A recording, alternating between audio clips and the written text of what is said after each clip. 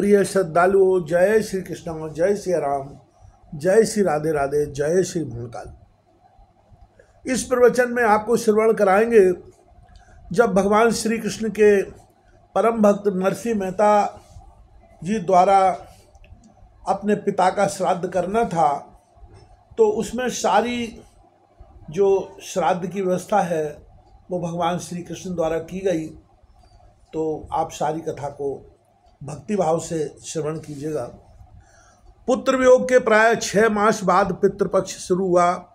गुजरात काठियावाड़ में प्राय सभी लोग पितरों के निमित्त एकोदिष्ट श्राद्ध विधि पूर्वक करके पिंडदान करते हैं और उस दिन विप्र भोजन कराते हैं। नरसिंह मेहता के पिताजी को श्रद्धा श्राद्ध तिथि सप्तमी थी। बंशीधर ने उस दिन श्राद्ध करने का निश्चय किया था, अतएव उन्होंने एक दिन पूर्व अपनी जाति भाइयों को भोजन का निमंत्रण दे दिया। वह कुल के प्रथानुसार नरसिंह राम के घर पर भी निमंत्रण देने आए। उन्होंने कहा, नरसिंह, कल पिताजी की श्राद्ध तिथि, अतएव मैं तुम को सकुटुंब भोजन का निमंत्रण देता हूँ। अपनी स्त्री को तो आप ही भेज देना, क्योंकि वहाँ कई तरह का काम काज रहेगा। तुम भी कल प्रातःकाल 7 बजे आ ही जाना। बैरागियों के अखाड़े में एक दिन मत जाना। नरसिंह राम ने बड़े शांत चित्त से उत्तर दिया, भाई, साधु संत तो मुझे प्राणों से भी अधिक प्रिय हैं, अतः मैं तो साधुओं की सेवा करके ही आऊँगा। मेरी स्त्री भी भगवान का नैवेद्य तैयार करने के पश्चात कल ही आएगी। ओह, भीख मांग मांग कर साधु सेवा करने का दम्भ रखने वाले का इतना मिजाज! यदि तू इतनी लापरवाही रखता है तो फिर पिताजी का श्राद्ध भी क्यों नहीं कर लेता? पास ना एक कौड़ी बाजार में दौड़ी, बस यही तेरा हाल है। बंशीधर क्रोध से तमतमाते हुए बोले, भाई, जब आपकी आज्ञा है तो मैं अवश्य पिताजी का श्राद्ध करूंगा और अपनी शक्ति के अनुसार 2-4 विप्रों को भोजन भी करा दूंगा। श्राद्ध में सगे संबंधी तथा जात भाइयों को भोजन कराना पारस्परिक व्यवहार है और उचित भी है, परंतु हम लोग जो श्रद्धया दीयते अनेनेति श्राद्धम, इस शास्त्र वाक्य को भुलाकर केवल नात जात के लोगों को स्वादिष्ट भोजन कराने में ही अपने पितरों का उद्धार समझते हैं, यह ठीक नहीं है। अपनी स्वाभाविक शांति के साथ नरसिंह राम ने निवेदन किया। इतना सुनते ही मानो बंशीधर के जले पर नमक पड़ गया। क्रोध के मारे उनके नेत्र लाल हो गए और चुपचाप अपने घर आकर उन्होंने सारा हाल दुरित गौरी को सुना दिया। दुरित गौरी का भी पारा गर्म हो गया। उसने देवर का सारा क्रोध अपने पति पर ही उतारना शुरू कर दिया। बोली, तो तुम उस मोहजले के घर पर गई क्यों थे? मैं तो उन भगत भक्तानी को पहले से ही खूब पहचानती हूँ। यदि वे श्राद्ध में ना आवे तो हमारा बिगड़ ही क्या जाएगा? खजूरे गिजाई का एक पैर टूट ही जाए तो क्या वह लंगड़ा हो जाएगा? इधर भक्तराज ने श्राद्ध करने का निश्चय तो कर लिया, परंतु घर में शेर भर भी उनका ठिकाना नहीं था। फिर भी भक्तराज निश्चिंत थे। वह अपने एकमात्र स्वामी भगवान के सामने बैठकर कीर्तन करने लगे। माणिक भाई ने उन्हें निश्चिंत देख उनके समीप जाकर कहा, स्वामीनाथ, कल आपने पिताजी का श्राद्ध करने का निश्चय किया है और घर में शेर भर भी अन्न नहीं है, पहले उसका प्रबंध करना चाहिए। प्रिय, पहले मुझे प्रभु का भजन कर लेने दो, उसके बाद मैं बाजार जाकर कुछ सामग्री कहीं से उधार लाने की चेष्टा करूंगा। यदि उधार नहीं मिला तो मेरे नाथ जाने और पितर जाने, भक्तराज ने उत्तर दिया। आगे की कथा आप श्रवण कीजिए, किस तरह से भगवान अपने भक्तों पर कृपा करते हैं और उनका सारा मंगल ही मंगल करते हैं। और इस कथा में भी भगवान ने ही नरसिंह मेहता का सारा मंगल किया। श्रवण कीजिए। स्वामिन हम उन परमात्मा को नाथ तो मानी बैठे हैं, परंतु उनके घर न्याय कहाँ है? देखिए, भाई के घर पर तो इतनी अधिक संपत्ति है और हमें नित्य अपने पेट की ही चिंता लगी रहती है। इतना कहते कहते माणिक भाई के नेत्रों से अश्रुधारा चलने लगी। साध्वी, तू बार बार ऐसी घृणित अश्रद्धा प्रकट करते हुए वृथा क्यों भाषण करती है? आज भी तूने फिर मेरे नाथ पर व्यर्थ दोषारोपण कर ही डाला। भगवान बड़े न्यायी और दयालु हैं, उनकी यहाँ पाप पुण्य का न्यायुक्त बदला दिया जाता है। मेरा दुर्भाग्य कि मेरी अर्धांगिनी होकर भी तेरे अंदर श्रद्धा का भाव है। प्रिय, मैं बार बार कह रह चुका हूँ और आज भी मैं कहता हूँ कि जो सच्चा सोना होता है उसे ही घर्षण, छेदन, तापन तथा ताड़न आदि दुखों को सहते हुए कसौटी पर चढ़ना पड़ता है। स्वर्णकार को भी यह उचित है कि वह लोहादी धातुओं की परीक्षा न कर खरे सोने की परीक्षा करे। वास्तव में आज हम कसौटी पर हैं और ऐसी कसौटी ही मनुष्यत्व की सच्ची परीक्षा है। मेरा दृढ़ विश्वास है कि उस परम पिता के दरबार में कभी भूल कर भी अन्याय नहीं होता। नरसिंह राम ने खूब जोरदार शब्दों में पत्नी का समाधान किया। नाथ क्षमा करें, अब मेरी आंखें खुल गई। अब अगर इससे भी अधिक कोई कष्ट आ पड़े तो मैं विचलित ना होंगी और उस कृपालु जगन्नाथ पर पूर्ण भरोसा रखूंगी। मेरे पास यह जो 2 मासे का एक सोने का कर्णभूषण है, इसे बेचकर आवश्यक सामग्री ले आइए और कल का काम चलाइए। इतना कहते हुए माणिक भाई ने आभूषण नरसिंह राम के हाथ पर रख दिया। सच्ची अर्धांगिनी वही है जो पति की आपत्ति में उसे धैर्य प्रदान करे और उसके दुख में स्वयं भाग ले। धीरज धर्म मित्र अरु नारी, आपत काल परखिए चारी। धननाश होने पर ही स्त्री की परीक्षा होती है। माणिक बाई का आभूषण लेकर नरसिंह राम बाजार में गए और उसे बेचकर उन्होंने जरूरी चीज़ें मोल ली। केवल घृत लेना बाकी रह गया। अन्य सामान लेकर वह घर पर आए। माणिक बाई ने सब चीज़ें देखने के बाद कहा, स्वामी ने इतनी सामग्री में केवल 6-7 मनुष्यों का भोजन ही हो सकेगा। अतएव आप 3-4 ब्राह्मणों तथा पुरोहित जी को भोजन का निमंत्रण दे आइए।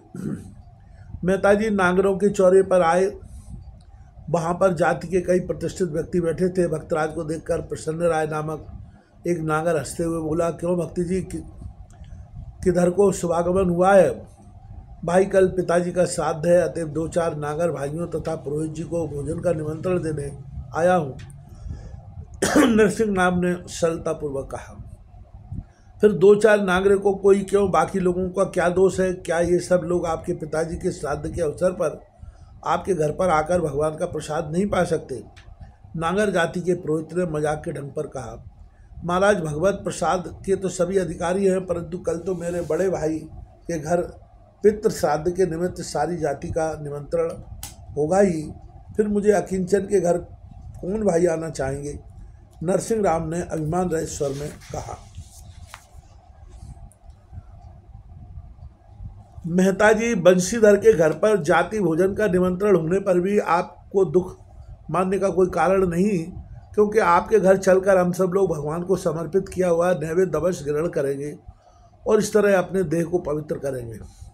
आपकी कामना भी पूर्ण हो जाएगी। प्रसन्न रायों ने वाक भक्ति प्रकट करते हुए कहा।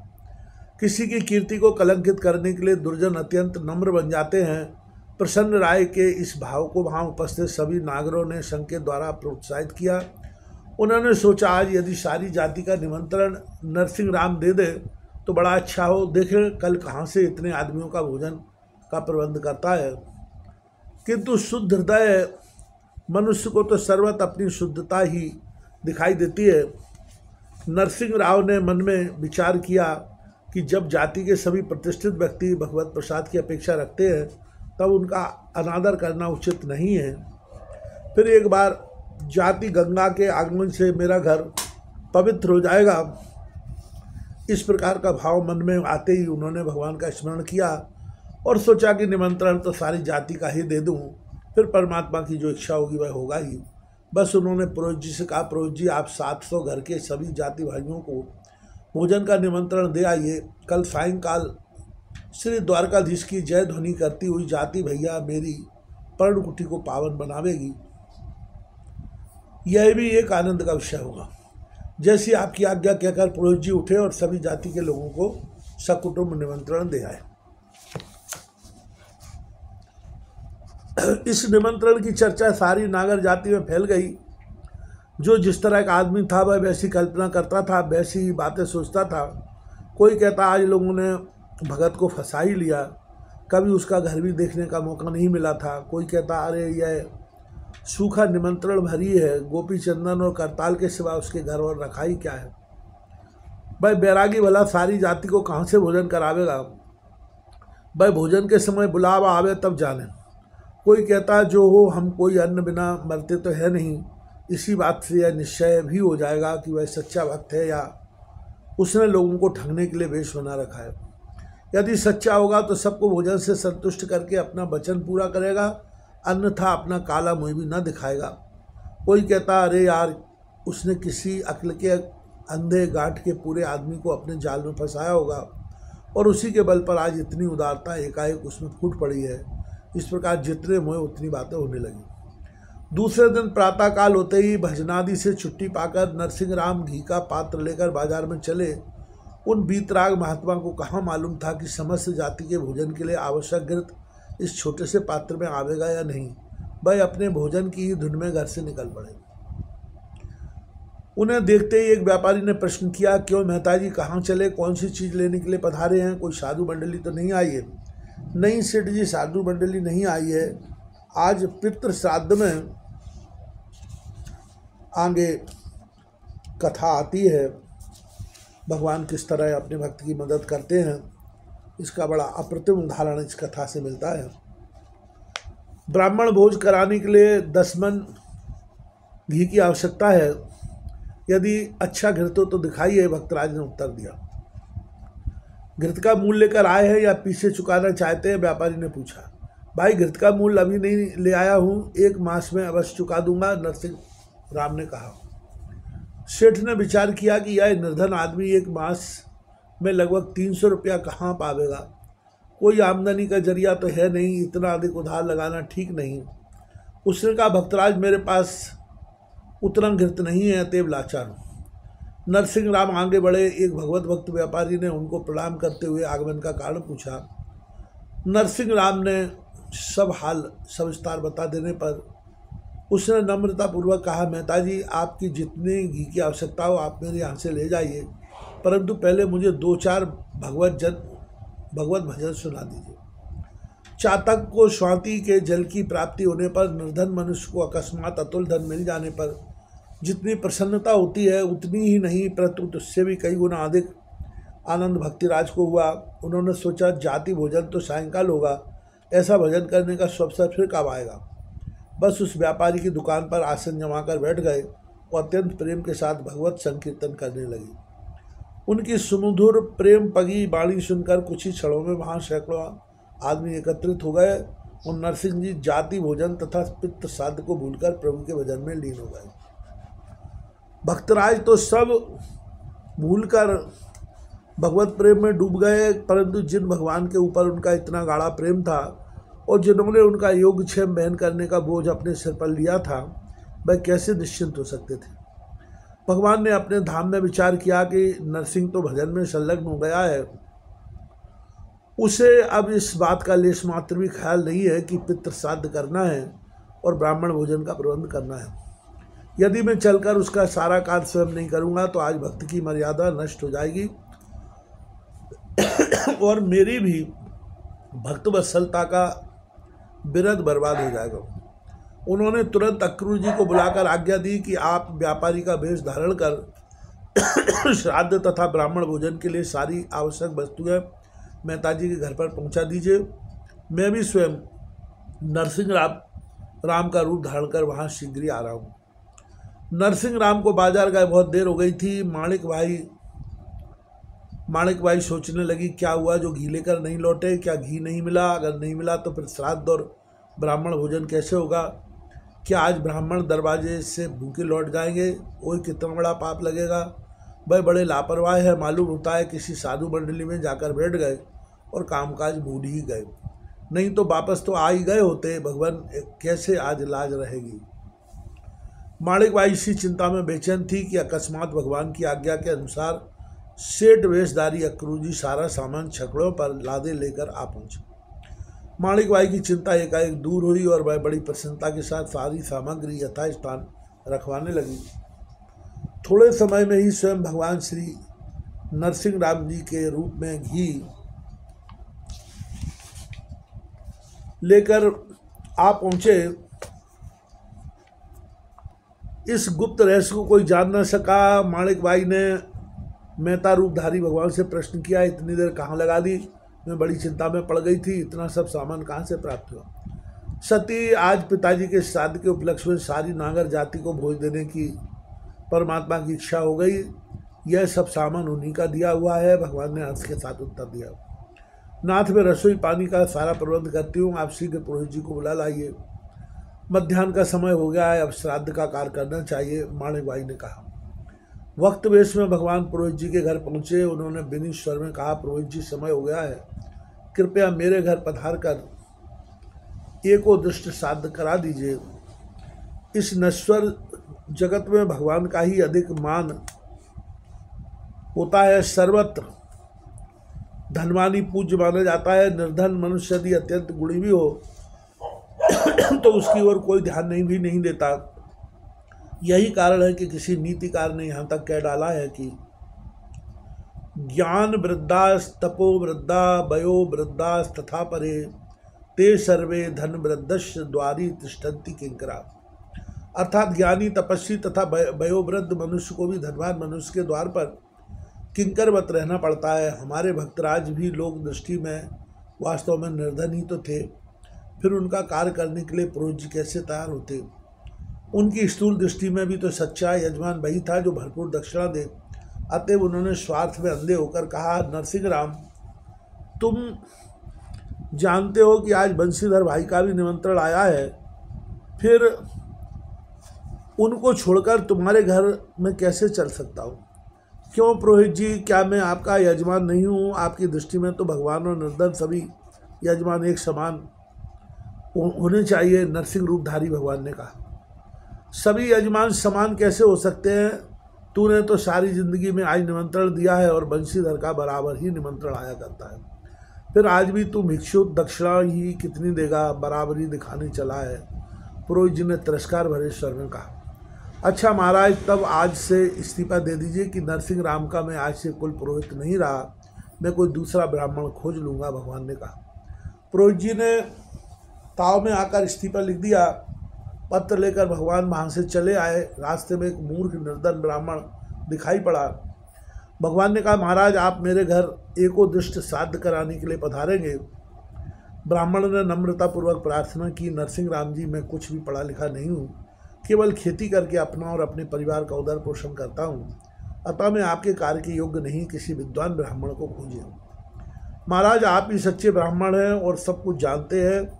जो ब्राह्मण विद्वान होने पर अहंकार के मन में चूर है, वह ब्राह्मणत्व से कोसों दूर है। वैसे ब्राह्मण की मुझे आवश्यकता नहीं, आप कृपा कर मेरे घर पधारिए, आपके द्वारा ही मेरा कार्य संपन्न हो जाएगा, कहकर भगवान उस मूर्ख ब्राह्मण को घर ले आए। आगे कथा आती है, भगवान का चमत्कार देखिएगा। कहते हैं कि भगवान के आज्ञानुसार घर पर श्राद्ध की सब सामग्री तैयार थी। भगवान श्राद्ध करने बैठ गए। भगवान का स्पर्श पाने मात्र से मूर्ख ब्राह्मण समस्त वेद शास्त्र का प्रकांड विद्वान बन गया और उसने अत्यंत विधि पूर्वक श्राद्ध का काम पूरा कराया। जो भगवान मूकम करोति वाचालम पंगुम लंघते गिरिम की शक्ति रखते हैं, उनके लिए इसमें आश्चर्य क्या था। श्राद्ध समाप्त हो जाने पर भगवान ने ब्राह्मण को 50 स्वर्ण मुद्राएं दक्षिणा में दी और बड़े आदर के साथ भोजन कराया। नागर वेशधारी भगवान के अनुचरों ने समस्त नागर जाति को बुलाकर अत्यंत प्रेम और आदर के साथ भोजन कराया। सब लोग अत्यंत संतुष्ट हुए। इस प्रकार संध्या समय तक भक्तराज का सारा कार्य समाप्त कर अपने अनुचरों के साथ भगवान अंतर्हित हो गए। सारा कार्य समाप्त हो जाने पर अंत में माणिक बाई प्रसाद पाने बैठी। ठीक उसी समय भक्तराज ने हाथ में घृत का पात्र लेकर घर में प्रवेश किया। वह अत्यंत देर हो जाने तथा श्राद्ध न करने के कारण मनी मन संकुचित हो रहे थे। उन्हें देखते ही आश्चर्य के साथ माणिक बाई ने प्रश्न किया, स्वामिन, ब्राह्मण भोजन समाप्त करके आप यह क्या ला रहे हैं? अरे तू क्या कहती है? ब्राह्मण भोजन और श्राद्ध हो गया। मैं तो प्रातःकाल ही जो घृत लेने के लिए गया सो अभी आ रहा हूँ। रास्ते में एक भक्त मिल गए, उन्हीं के यहाँ थोड़ा भजन करके मैं अभी आ रहा हूँ, इसी से मुझे देर हो गई। नरसिंह राम ने विस्मय के साथ कहा, तो फिर विधिवत श्राद्ध करके हजारों मनुष्यों को भोजन किसने कराया? मैंने तो स्पष्ट देखा कि आप ही सब कुछ कर रहे हैं। आप मुझसे मजाक क्यों कर रहे हैं? चकित होकर माणिक बाई ने कहा, प्रिय, मैं मजाक नहीं कर रहा हूँ, मैं तो अभी आ रहा हूँ। अवश्य यह सब मेरे प्रियतम श्री कृष्ण का कार्य है। मेरा स्वरूप बनाकर स्वयं मनमोहन ने ही मेरे धर्म की रक्षा की है। भगवान की कितनी महती दया है। इतना कहते कहते दोनों पति पत्नी के नेत्रों से प्रेमाश्रु बरसने लगे।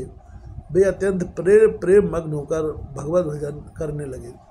इस कथा का तात्पर्य यही है कि जो भगवान के ऊपर भरोसा रखते हैं, भगवान निश्चित रूप से उनकी सहायता करते हैं।